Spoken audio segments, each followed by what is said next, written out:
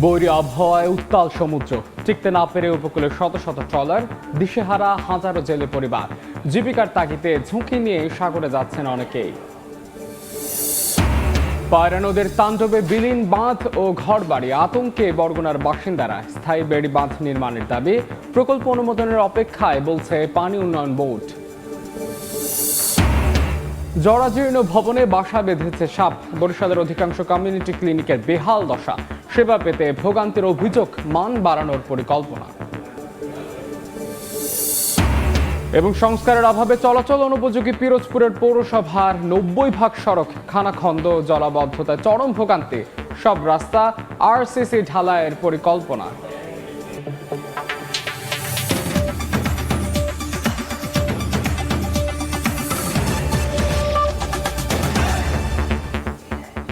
আমন্ত্রণ সময় সংবাদের নিয়মিত আয়োজন বিভাগীয় সময়। থাকছে সপ্তাহের 7 দিন ভিন্ন ভিন্ন বিভাগের সংবাদ নিয়ে।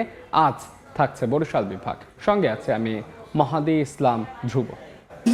বৈরী আবহাওয়ায় উত্তাল বঙ্গোপসাগর, ঢেউয়ের তোড়ে গভীর সমুদ্রে টিকতে না পেরে উপকূলে নোঙর করেছে শত শত মাছ ধরার ট্রলার। ফলে টানা 4 দিন ধরে সমুদ্রে যেতে পারেননি জেলেরা। জীবিকার তাগিদে ঝুঁকি নিয়ে যারা গেছেন তারাও ফিরছেন প্রায় খালি হাতেই। একের পর এক সরকারি নিষেধাজ্ঞা আর প্রাকৃতিক দুর্যোগে দিশেহারা উপকূলের হাজারো জেলে পরিবার। বিস্তারিত জানাচ্ছেন শিকদার জাবির হোসেন, ক্যামেরায় ছিলেন তৌকিব পেদা।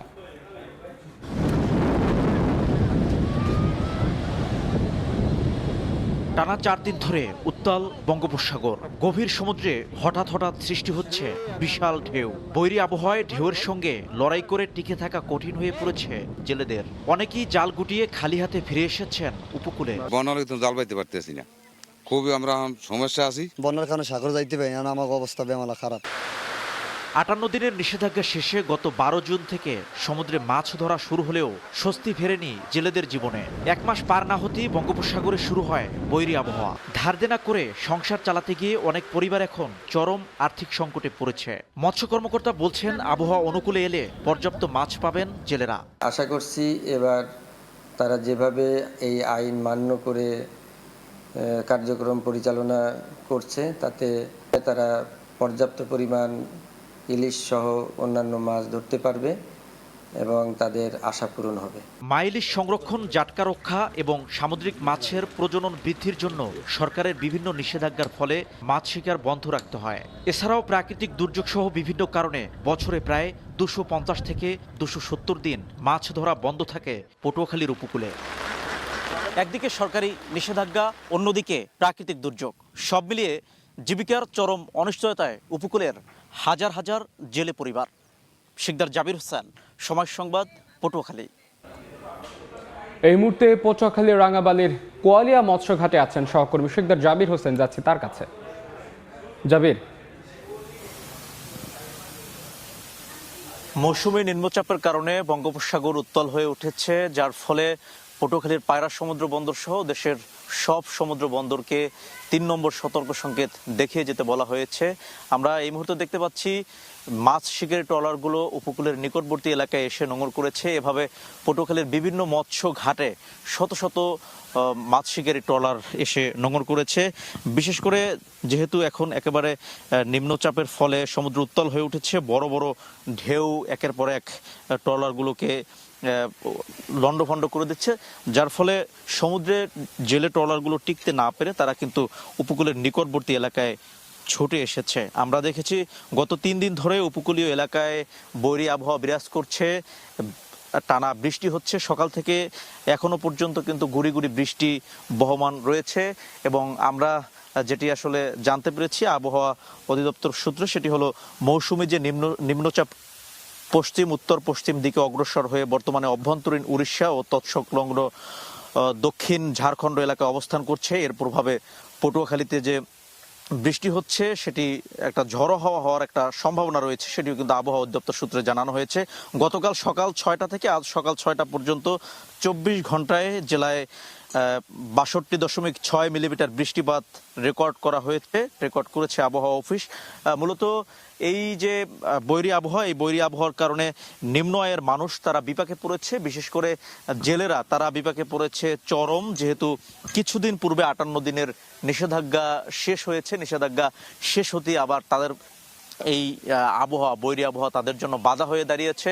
মাছ শিকার করতে তারা গেলেও তাদেরকে খালি হাতে আবার ফিরে আসতে হয়েছে, যার ফলে উপকূলের জেলে পল্লীতে এখন একটা হতাশার ছাপ দেখা যাচ্ছে। জেলেরা বলছেন মাত্র কয়েকদিন তারা মাছ শিকার করেছেন, মাছ ধরার যে মূল মৌসুম সেই মৌসুমে এসেই বৈরী আবহাওয়ার ফলে তারা মাছ শিকার করতে পারছেন না, তাদেরকে আবার ঘাটে এসে নোঙর করতে হয়েছে, যার ফলে তারা ধার দেনায় জর্জরিত হয়েছেন, সেটাই কিন্তু তারা বলছেন। তো এতটুকুই ছিল আমার কাছে পটুয়াখালীর মৎস্যঘাট থেকে আবহাওয়া পরিস্থিতির সবশেষ। পটুয়াখালী থেকে বৈরী আবহাওয়ার সবশেষ খবর জানাচ্ছিলেন সহকর্মী শিকদার জাবির হোসেন। এদিকে বৈরী আবহাওয়ার প্রভাবে ঝালকাঠিতে থেমে থেমে বৃষ্টি ও দমকা হাওয়া বইছে। সুগন্ধা, বিষখালী, ধানসিঁড়ি ও বাসন্ডা সহ জেলার 11টি নদ নদীতে স্বাভাবিকের চেয়ে 3 ফুট পানি বৃদ্ধি পেয়েছে। জোয়ারের পানি আমন ধানের বীজতলায় ঢুকে পড়ার শঙ্কায় কৃষকরা। চাষিরা বলছেন প্রতি বছর জুলাই থেকে আগস্ট মাস পর্যন্ত বৈরী আবহাওয়ায় ফসল নিয়ে চিন্তায় থাকেন তারা। সকাল থেকে টানা বৃষ্টিতে কর্মজীবী মানুষও পড়েন চরম বিপাকে। বরগুনার তালতলীতে পায়রা নদীর ভাঙনে বিলীন হচ্ছে বেড়ি বাঁধ, ফসলি জমি ও ঘরবাড়ি। এতে আতঙ্কিত স্থানীয় বাসিন্দারা। স্থায়ী বেড়ি বাঁধ নির্মাণের দাবি তাদের। পানি উন্নয়ন বোর্ড বলছে টেকসই বেড়ি বাঁধ নির্মাণের জন্য প্রকল্প অনুমোদনের অপেক্ষায় আছে। রুবেল হোসেনের ছবিতে সাইফুল মিরাজের রিপোর্ট।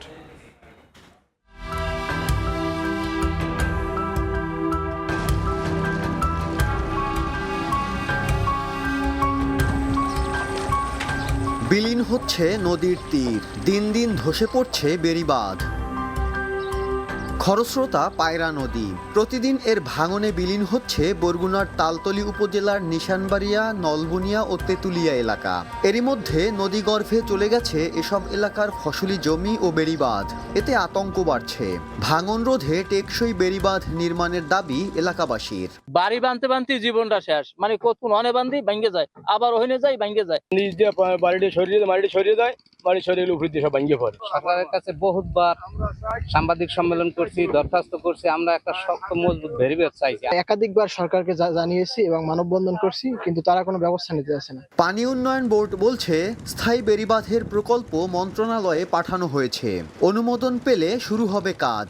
দ্রুত যদি আমরা এই প্রকল্পের অনুমোদন পাই, আমরা ওই জায়গাগুলো ভাঙন থেকে রক্ষা, স্থায়ী বেড়িবাঁধ বা জিও ব্যাগ এবং সিসি ব্লক দিয়ে যে টেকসই বেড়িবাঁধ সেটা আমরা নির্মাণ করতে সক্ষম হব এবং ওই এলাকার মানুষের জানমাল, ফসলাদি এবং ঘরবাড়ি সহ অন্যান্য যে অবকাঠামো আছে সেগুলো নদী ভাঙ্গন থেকে এবং জলোচ্ছ্বাস থেকে রক্ষা করতে সক্ষম হব। 3 বছর আগে তেঁতুলিয়া এলাকায় বেড়িবাঁধের একাংশ পুরোপুরি ভেঙে যায়। সাইফুল মিরাজ, সময় সংবাদ, বরগুনা।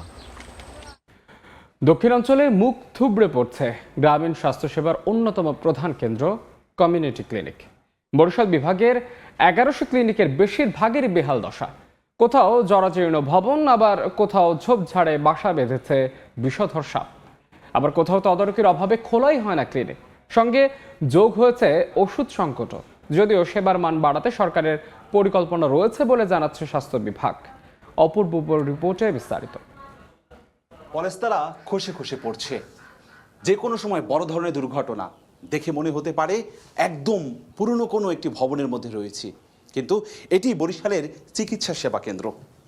শুনলে আশ্চর্য হতে হবে, কমিউনিটি ক্লিনিকটি বরিশাল শহরের মধ্যেই কাশীপুরে।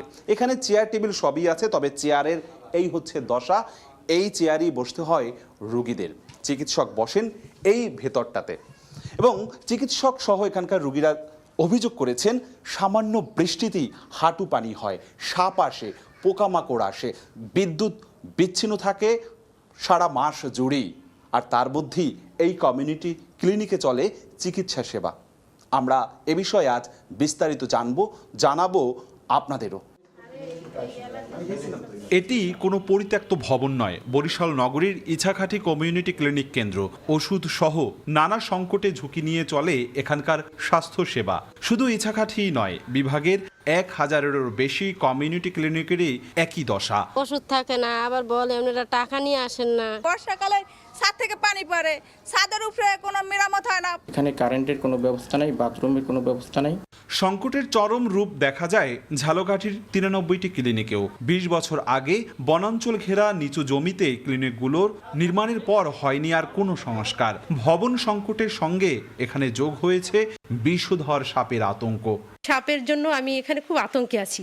এখানে আমার জনগণ আমার এই ফ্লোর করিয়ে দিয়েছে, আমি কিন্তু এখনো ভিতরে বসতে পারি না ভয়তে। আমরা ঊর্ধ্বতন কর্তৃপক্ষের কাছে লিখেছি যে আমাদের কমিউনিটি ক্লিনিক যেগুলি আছে, যেগুলি বেহাল অবস্থায় আছে, সেগুলি পুনঃসংস্কারের জন্য। এদিকে উপকূল ঘেরা বরগুনার কমিউনিটি ক্লিনিকগুলোতে সংকট যেন আরও এক ধাপ এগিয়ে।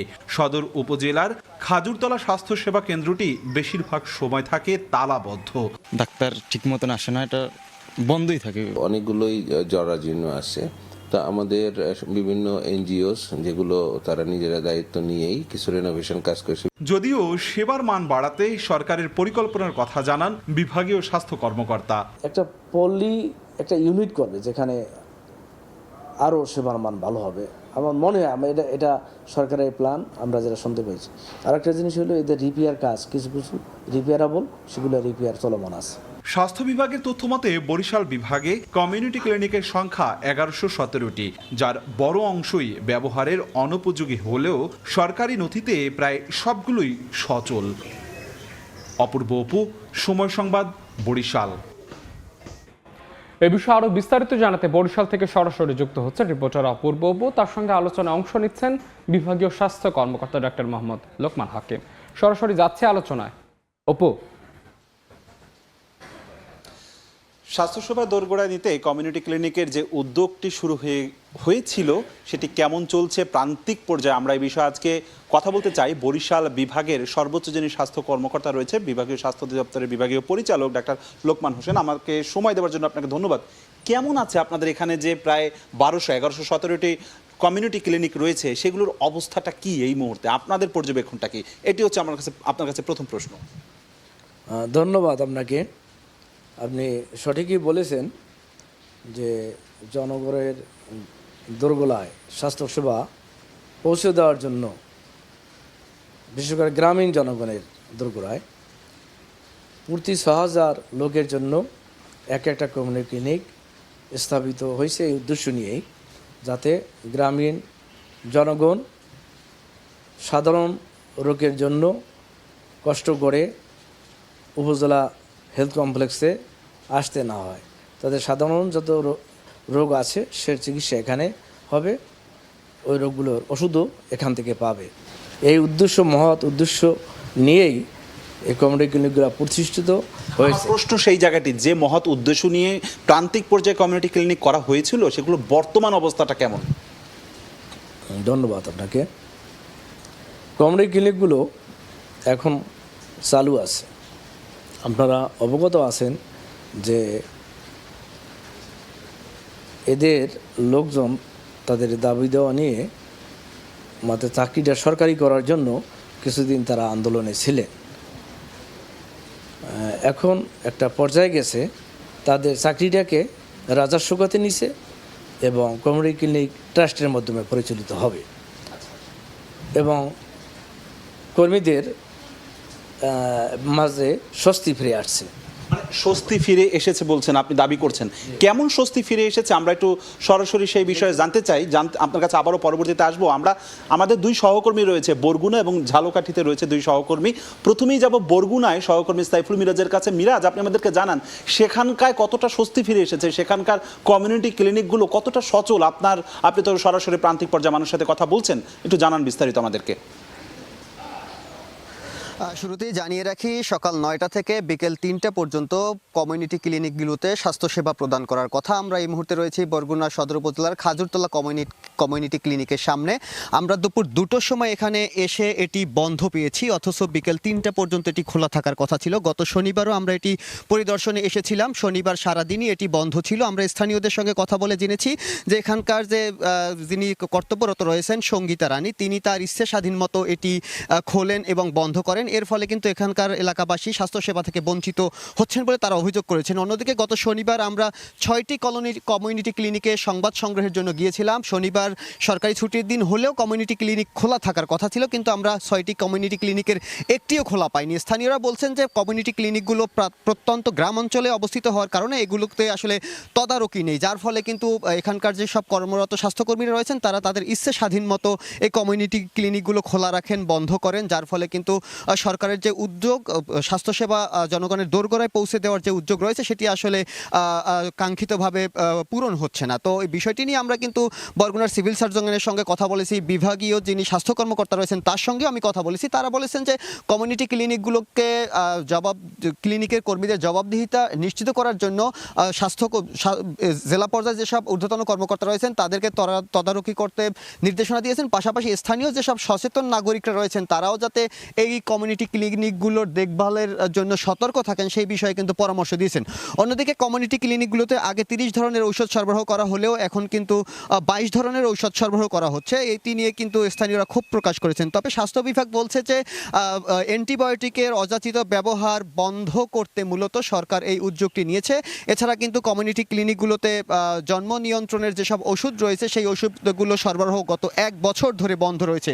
এর ফলেও কিন্তু প্রান্তিক জনগোষ্ঠী মূলত চিকিৎসা সেবা থেকে বা তাদের কাঙ্ক্ষিত সেবা থেকে তারা বঞ্চিত হচ্ছেন বলে এমনটা আমাদেরকে জানিয়েছেন। তো বরগুনা জেলায় মোট 137টি কমিউনিটি ক্লিনিক রয়েছে। তো মূলত সবগুলো কমিউনিটি ক্লিনিকের একই অবস্থা বলে স্থানীয়দের অভিযোগ। তো বরগুনা থেকে এই ছিল আমার কাছে সবশেষ। এ বিষয়ে আরও খবর জানাবেন ঝালকাঠি থেকে আমাদের সহকর্মী পলাশ রয়।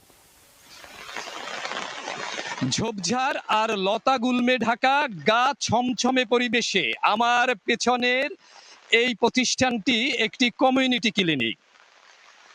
দীর্ঘদিন জরাজীর্ণ হয়ে থাকার কারণে এবং অপেক্ষাকৃত নিচু জমিতে স্যাঁতস্যাঁতে জমিতে এই কমিউনিটি ক্লিনিকে চলছে কিন্তু গ্রামীণ জনপদের মানুষের স্বাস্থ্য সেবা। শুধু কেবল এই একটি প্রতিষ্ঠানই নয়, ঝালকাঠি জেলার 93টি কমিউনিটি ক্লিনিক কিন্তু চলছে একইভাবে। সংশ্লিষ্টরা আমাকে জানিয়েছে 2009 সালে এই কমিউনিটি ক্লিনিকগুলো যখন নির্মাণ হয়, অর্থাৎ প্রায় 20 বছর আগে, শুরুতেই কিন্তু তখন নিম্নমানের কাজ হওয়ার কারণে এবং অপেক্ষাকৃত জমি নির্বাচনে অদূরদর্শিতার কারণে এখন কিন্তু এই কমিউনিটি ক্লিনিকগুলো জরাজীর্ণ যেমনি হয়ে পড়েছে, তেমনি এসব বেশিরভাগ কেন্দ্রগুলোতেই কিন্তু সাপের উপদ্রব বেড়েছে, অর্থাৎ সাপ বাসা বেঁধেছে এসব জায়গায়। তেমনি এখানে পাওয়া যাচ্ছে না ঔষধপত্র। তো এই নিয়ে চলছে ঝালকাঠির 93টি কমিউনিটি ক্লিনিক। এবারে আবারও ফিরবো অপূর্ব অপুর কাছে। একদম ঠিক বলেছেন। ঝালকাঠি এবং বরগুনা যে তথ্যটুকু আমাদেরকে জানালো যে কমিউনিটি ক্লিনিকগুলো অধিকাংশ সময় এখন বন্ধ থাকছে, রোগীরা ঠিক মতন ওষুধ পাচ্ছে না, রীতিমতো ঝোপঝাড়ে পরিণত হয়েছে। আপনারা কি করছেন, কি করবেন এগুলো বাঁচাতে? কমিউনিটি ক্লিনিকগুলো ধাপে ধাপে নির্মিত হয়েছে। প্রথম যে কমিউনিটি ক্লিনিকগুলো নির্মিত হয়েছে সেগুলো লো কস্ট ছিল, স্বল্প মূল্যে নির্মিত হয়েছিল। সেগুলো আসলেই পূরণ হয়ে গেছে। তাদের যেটা সংস্কার করে চালু রাখা দরকার সেগুলো সংস্কার হচ্ছে, আর যেগুলো একেবারে বেশি খারাপ হয়ে গেছে সেগুলোকে ভেঙে আবার পুনর্নির্মাণ করা হচ্ছে। এবং প্রতি বছরই এই রিপেয়ার এবং রিকনস্ট্রাকশন কিছু কিছু ক্লিনিকের হচ্ছে। মানে সেই কিছু কিছু যে ক্লিনিকে হচ্ছে, আমরা যতগুলো ঘুরেছি অধিকাংশই এক ঝোপঝাড়ে ভরা, সাপ আসছে, বিদ্যুৎ নাই, ওষুধ পাচ্ছে না। এটি সমাধান হবে কবে? মানুষ চিকিৎসা পাবে কবে থেকে? যেই ক্লিনিকগুলো রিপেয়ার দরকার, রিকনস্ট্রাকশন দরকার, সেগুলোর লিস্ট সহ আমাদের এই কাজগুলো এইচইডি, হেলথ ইঞ্জিনিয়ারিং ডিপার্টমেন্ট, স্বাস্থ্য প্রকৌশল ডিপার্টমেন্ট, এরা এগুলো রিপেয়ার করে, রিকনস্ট্রাকশন করে এবং নতুন ক্লিনিক নির্মাণও করে। তাদের কাছে সেই লিস্ট দেওয়া হয়েছে। তারা মন্ত্রণালয় থেকে বরাদ্দের পরিপ্রেক্ষিতে প্রতি বছর কিছু না কিছু ক্লিনিক এই রিপেয়ার হচ্ছে, ভেঙে আবার পুনর্নির্মিত হচ্ছে, আবার নতুন কিছু ক্লিনিক নির্মাণ হচ্ছে। যথাযথ সেবা কি পাচ্ছেন বলে মনে করছেন আপনি? কমিউনিটি ক্লিনিকগুলোয় CHCP community health care provider, এ 6 দিন সার্ভিস দেয়। হেলথ অ্যাসিস্ট্যান্ট 2 দিন তাকে হেল্প করে, আর FWA ফ্যামিলি ওয়েলফেয়ার অ্যাসিস্ট্যান্ট উনিও 2 দিন ওখানে বসেন। এই 3টা লোকে কমিউনিটি ক্লিনিকগুলোকে সার্ভিস দিয়ে যাচ্ছে। এখানে শিশু স্বাস্থ্য নিয়ে যেভাবে সার্ভিস দেওয়া হয়, মাতৃস্বাস্থ্যও দেওয়া হয় এবং ফ্যামিলি প্ল্যানিং কর্মীর মাধ্যমে পরিবার পরিকল্পনা সার্ভিসটাও এখানে চালু আছে। গ্রামীণ জনগণের ভিতরে এই কমিউনিটি ক্লিনিকের সেবা পেয়ে তারা হ্যাপি এবং তাদেরকে টাকা পয়সা খরচ করে দূরে গিয়ে, বিশেষ করে অত্যন্ত রিমোট এরিয়ার লোকজন, তারা বাড়ির কাছেই এ ধরনের সেবা পেয়ে তারা হ্যাপি। ধন্যবাদ। আমাদের সাথে যুক্ত হয়ে যে দাবিটি বিভাগীয় পরিচালক করেছেন, প্রান্তিক পর্যায়ে মানুষ হ্যাপি অর্থাৎ সুখী হচ্ছে, সন্তুষ্টি প্রকাশ করছে এই চিকিৎসা পাওয়ার ক্ষেত্রে। তবে বাস্তব অভিজ্ঞতা আমাদেরকে বলছে প্রান্তিক পর্যায়ের মানুষ এই কাঙ্ক্ষিত সেবা না পাওয়ার অনেক অভিযোগ রয়েছে। এটি বাড়ানোর জন্য সরকারের কাছে তারা দাবি জানিয়েছেন, অর্থাৎ রোগী এবং তাদের স্বজনরা প্রান্তিক পর্যায়ের মানুষের ক্ষেত্রে দাবি জানিয়েছে যে কমিউনিটি ক্লিনিকটা যেন যথাযথভাবে কার্যকর করা হয়। আপাতত আমার কাছে এ বিষয়ে সবশেষ এতটুকুই খবর ছিল।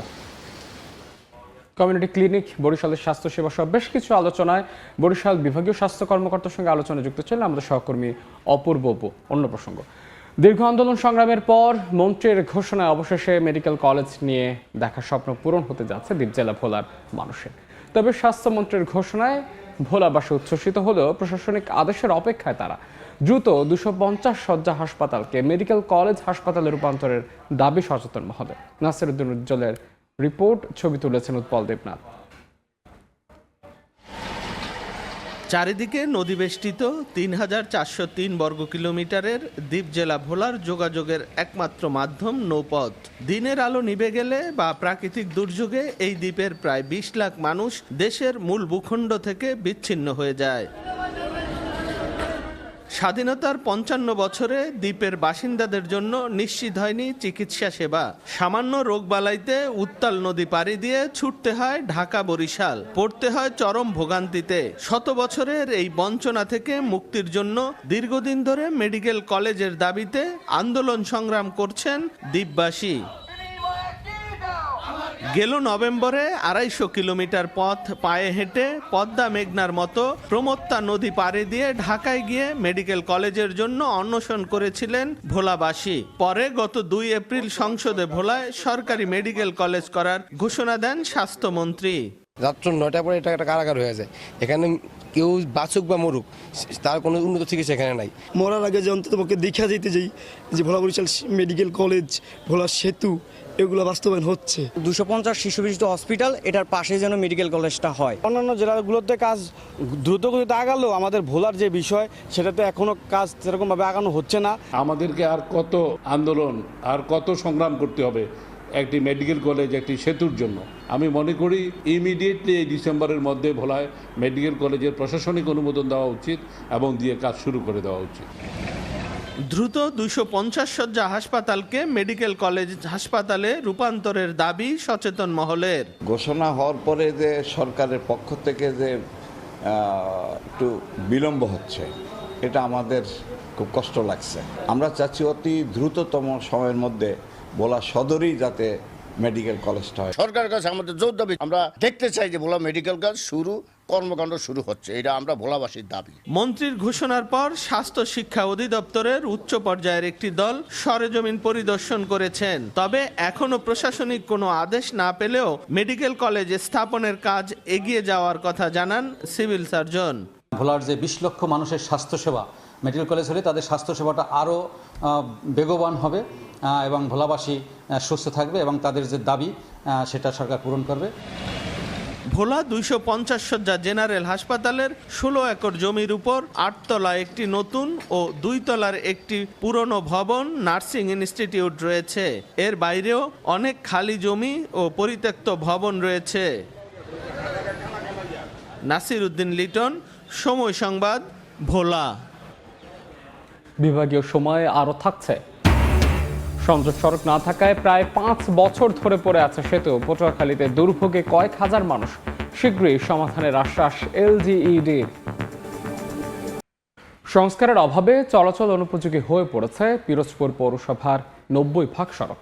সড়ক জুড়ে খানাখন্দ, বৃষ্টির কারণে সৃষ্টি হয়েছে জলাবদ্ধতা। এতে প্রতিদিনই ভোগান্তি পোহাচ্ছেন বাসিন্দারা। কর্তৃপক্ষ বলছে পৌরসভার সব সড়ক আরসিসি ঢালাই করতে পরিকল্পনা হাতে নেওয়া হয়েছে। জিয়াউল হকের পাঠানো তথ্য ও তরিকুল ইসলাম অভির ছবি নিয়ে রিপোর্ট। সড়ক জুড়ে খনাখন্দ, বৃষ্টিতে সৃষ্টি হয়েছে জলাবদ্ধতা, তার উপর দিয়ে ঝুঁকি নিয়ে চলছে যানবাহন। দীর্ঘদিন সংস্কারের অভাবে বেহাল দশা পিরোজপুর পৌরসভার বেশিরভাগ সড়কের। এলাকাবাসীর অভিযোগ, পৌর এলাকায় প্রায় 90% সড়কেরই একই অবস্থা। প্রথম শ্রেণীর পৌরসভা হলেও যোগাযোগ অবকাঠামো দুর্বল হওয়ায় প্রতিদিন ভোগান্তি পোহাতে হয় তাদের। শুষ্ক মৌসুমে ধুলা ও বর্ষা মৌসুমে জলাবদ্ধতায় সড়কে চলাচল করাই কষ্টসাধ্য হয়ে পড়ে। পাশাপাশি প্রায়ই ঘটছে দুর্ঘটনা। শিগগিরই রাস্তা সংস্কার চান বাসিন্দারা। রাস্তা একার আগা করা ভাঙ্গা, ধাক্কা ধাক্কা পড়িয়ে দেওয়ার কায়দা। একটু বৃষ্টি হলেই রাস্তাঘাটে কাদায় ভরে যায়। এটা কোনো শহরের পৌরসভার যে রাস্তা তাই মনে হয় না, মনে হয় যেন কোনো গ্রামের রাস্তা আমরা হাঁটতেছি। একটা রোগী নিয়ে যাইতে পারতেছি না, একটা বাচ্চা নিয়ে যাইতে পারতেছি না স্কুলে, বিভিন্ন সমস্যা। প্রতিদিন ঋণে ঝামেলা হয়, তারপরে চাকায় ঝামেলা হয়, ঋণ টাল হয়ে যায়। কর্তৃপক্ষ বলছে পৌরসভার সব সড়ক আরসিসি ঢালাইয়ের প্রয়োজন। এজন্য পরিকল্পনা হাতে নেওয়ার কথা জানান সংশ্লিষ্ট কর্মকর্তা। আমাদের সিসি অথবা বিসি রাস্তাকে আরসিসিতে উন্নীতকরণ করার আমরা প্রয়োজনীয় পদক্ষেপ নিচ্ছি। অনেকগুলো রাস্তার লিস্ট করেছে এবং এই রাস্তাগুলো যদি আমরা বরাদ্দ পাই, এই জায়গার জনগণ, আমাদের পৌরবাসী, ওনাদের দুর্দশা লাঘব হবে। পিরোজপুর পৌরসভায় মোট 350 কিলোমিটার সড়ক রয়েছে। এর মধ্যে কাঁচা সড়ক অন্তত 40 কিলোমিটার। সময় সংবাদ, পিরোজপুর। সংযোগ সড়ক না থাকায় প্রায় 5 বছর ধরে পড়ে আছে পটুয়াখালীর লোহালী ইউনিয়নের কুটিপায়রা গ্রামের সেতু। ঝুঁকিপূর্ণ একটি কাঠের পোল দিয়ে চলাচল দুপারের কয়েক হাজার মানুষের। সেতুটি দ্রুত চলাচলের উপযোগী করার দাবি এলাকাবাসীর। সেতুর মূল কাঠামোর বেশিরভাগ কাজ সম্পন্ন হয়েছে বহু আগেই, কিন্তু সংযোগ সড়ক নির্মাণ না হয় এটি এখন ব্যবহারের অনুপযোগী। বাধ্য হয়ে কাঠের অস্থায়ী মই ব্যবহার করে ঝুঁকি নিয়ে চলাচল করছে শিক্ষার্থী সহ প্রায় 10,000 মানুষ। পটুয়াখালী সদরের লোহালিয়া ইউনিয়নের কুড়িপাইকা গ্রামের সঙ্গে ভুরিয়া ইউনিয়নের যোগাযোগের একমাত্র সেতুর নির্মাণ কাজ শুরু হয়েছিল 2021 সালে। তবে দীর্ঘ সময় পার হলেও অ্যাপ্রোচবিহীন সেতু কোনো কাজেই আসছে না স্থানীয়দের। সেতুর আশপাশের সড়কে কাদা ও জলাবদ্ধতা সৃষ্টি হয়ে বর্ষা মৌসুমে পরিস্থিতি আরও ভয়াবহ হয়ে ওঠে। সবচেয়ে বেশি ভোগান্তিতে পড়ে শিক্ষার্থী ও বয়স্করা। দ্রুত সংযোগ সড়ক নির্মাণ সহ অবশিষ্ট কাজ শেষ করে সেতুটি যান চলাচলের জন্য উন্মুক্ত করার দাবি স্থানীয়দের। এখান থেকে যদি শহরে যাইতে হয়, আমাকে 8 থেকে 10 কিলো ফুট বেশি ঘুরে যাওয়া লাগে। ব্রিজের সাথে সংযোগ সড়ক নাই দেখে আমাদের খুব সমস্যা স্কুলে যেতে, যে জন্য আমরা প্রায় স্কুলে যেতে পারি না এবং আমাদের লেখাপড়ায় ব্যাঘাত ঘটে। সেতুটা উপকারের জন্য হয়েছে ঠিকই, কিন্তু এখন আমাদের গলা কাটা হয় দাঁড়াইছে। সরকারের কাছে আমাদের আকুল আবেদন যেন দ্রুত এই ব্রিজটার কাজ কমপ্লিট করা হয়। দ্রুত সংযোগ সড়ক সহ অবশিষ্ট কাজ শেষ করে সেতুটি জনগণের জন্য উন্মুক্ত করার আশ্বাস এলজিডির। আগামী 1 মাসের মধ্যে হয়তো কাজটা শুরু হবে, হইলে এটা এলাকার লোকজনের সুফল পাবে। প্রায় 3.5 কোটি টাকা ব্যয়ে 24 মিটার দীর্ঘ আরসিসি গার্ডার সেতুটি নির্মাণ প্রকল্প বাস্তবায়ন করে স্থানীয় সরকার প্রকৌশলী অধিদপ্তর। সময় সংবাদ, পটুয়াখালী। বিভাগীয় সময় আরও থাকছে। নতুন অবকাঠামোতে প্রাণ ফিরছে বরিশালের জীবনানন্দ দাস স্টেডিয়ামের। দৃশ্যমান আধুনিক প্যাভিলিয়ন ও ফ্লাডলাইট। এবছরই বড় ম্যাচ আয়োজনের পরিকল্পনা। বরগুনায় বিদ্যুৎ স্পৃষ্টে স্বামী স্ত্রীর মৃত্যু হয়েছে। রোববার রাতে সদর উপজেলার ফুলঝুলু এলাকায় বাড়িতে অটোরিকশা চার্জে দেন চালক বেল্লাল। পরদিন সকালে চার্জ থেকে অটোরিকশা খুলতে গেলে প্রথমে বেলাল বিদ্যুৎ স্পৃষ্ট হন। এ সময় তাকে বাঁচাতে স্ত্রী কমলা এগিয়ে গেলে তিনিও বিদ্যুৎ স্পৃষ্ট হন। চিৎকার শুনে প্রতিবেশীরা উদ্ধার করে জেনারেল হাসপাতালে নিলে দুজনকেই মৃত ঘোষণা করেন চিকিৎসক। উন্নত পল্লী সমৃদ্ধ দেশ সবার আগে বাংলাদেশ প্রতিপাদ্যকে সামনে রেখে বরিশালের বিভিন্ন জেলায় পালিত হলো জাতীয় পল্লী উন্নয়ন দিবস। সকালে বরিশালের সিএমবি রোডের কারিগরি প্রশিক্ষণ কেন্দ্রে আলোচনা সভা অনুষ্ঠিত হয়। এতে অংশ নেয় তৃণমূলের শতাধিক পল্লী উদ্যোক্তা। অন্যদিকে পটুয়াখালীতেও জেলা প্রশাসকের সম্মেলন কক্ষে আলোচনা সভা অনুষ্ঠিত হয়। এতে প্রধান অতিথি হিসেবে উপস্থিত ছিলেন পটুয়াখালী 1 আসনের সংসদ সদস্য আলতাফ হোসেন চৌধুরী। তিনি বলেন, গ্রামীণ অর্থনীতিকে শক্তিশালী করতে সমবায় ভিত্তিক উন্নয়ন, কর্মসংস্থান সৃষ্টি এবং আত্মনির্ভরশীল গ্রাম গড়ে তোলার বিকল্প নেই। পরে কৃতি সমবায়ীদের সম্মাননা স্মারক দেওয়া হয়।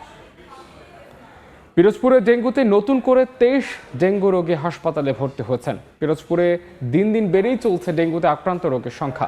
বর্তমানে 49 জন জেলার বিভিন্ন হাসপাতালে চিকিৎসাধীন রয়েছেন। ডেঙ্গু আক্রান্ত হয়ে চলতি বছরের মৃত্যু হয়েছে 1 জনের। 100 শয্যার জেলা হাসপাতালে বর্তমানে ভর্তি রোগীর সংখ্যা 3 শতাধিক। অতিরিক্ত রোগীর চাপে সেবা দিতে হিমশিম অবস্থায় চিকিৎসক ও নার্স। বরিশাল বিভাগে হিজড়া ও মান্তা জনগোষ্ঠীর প্রায় 10,000-এর কাছাকাছি। প্রান্তিক এই জনগোষ্ঠীর পুনর্বাসনে সরকারি বেসরকারি নানা উদ্যোগ নেওয়া হলেও এর সুফল নিয়ে প্রশ্ন উঠেছে। বিভিন্ন সংস্থার তথ্য বলছে, পুনর্বাসন প্রকল্পের আওতায় প্রশিক্ষণের পরেও সামাজিক বৈষম্য আর অনীহার কারণে প্রায় 95% মানুষই মূলধারার অর্থনীতির বাইরে। সুমন হাসানের তোলা ছবিতে বিস্তারিত মেহেদী হাসান বাপ্পির রিপোর্টে।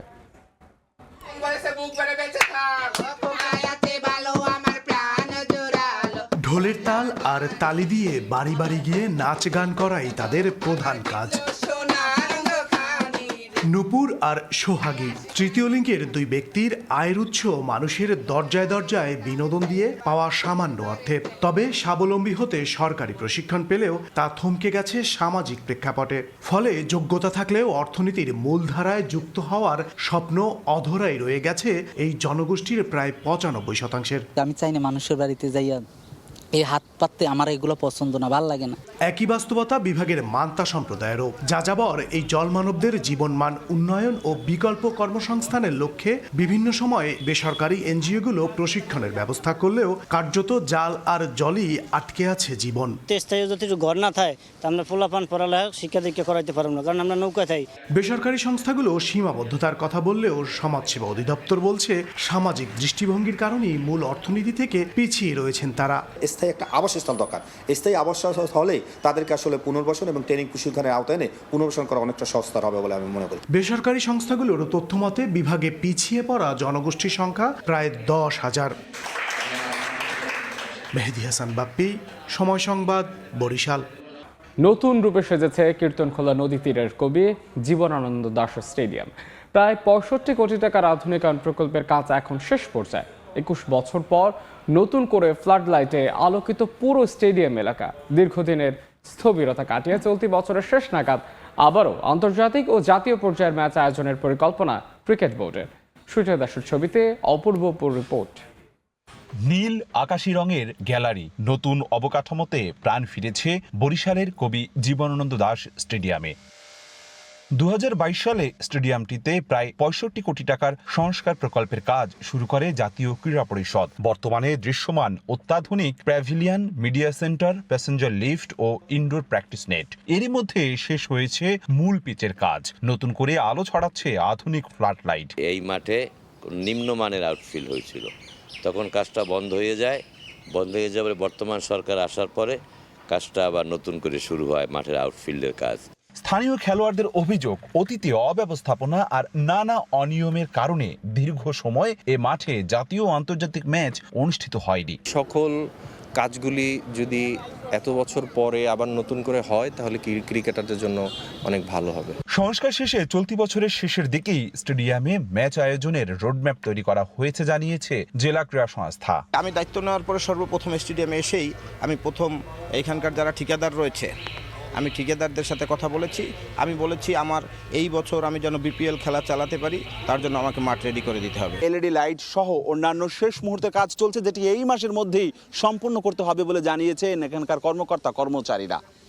এখন অপেক্ষা দীর্ঘ বছরের বন্ধ্যাত্ব কাটিয়ে এই স্টেডিয়ামে খেলা করানো। অপূর্ব অপু, সময় সংবাদ, বরিশাল। বিভাগীয় সময়ের শীর্ষ সংবাদ জানিয়ে দিচ্ছি আরও একবার।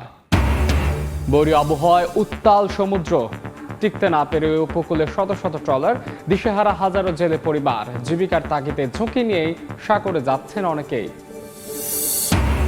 পায়রা নদীর তাণ্ডবে বিলীন বাঁধ ও ঘরবাড়ি, আতঙ্কে বরগুনার বাসিন্দারা। স্থায়ী বাড়ি বাঁধ নির্মাণের দাবি, প্রকল্প অনুমোদনের অপেক্ষায় বলছে পানি উন্নয়ন বোর্ড। এবং জরাজীর্ণ ভবনে বাসা বেঁধেছে বিষধর সাপ। বরিশালের অধিকাংশ কমিউনিটি ক্লিনিকের বেহাল দশা, সেবা পেতে ভোগান্তির অভিযোগ, মান বাড়ানোর পরিকল্পনা।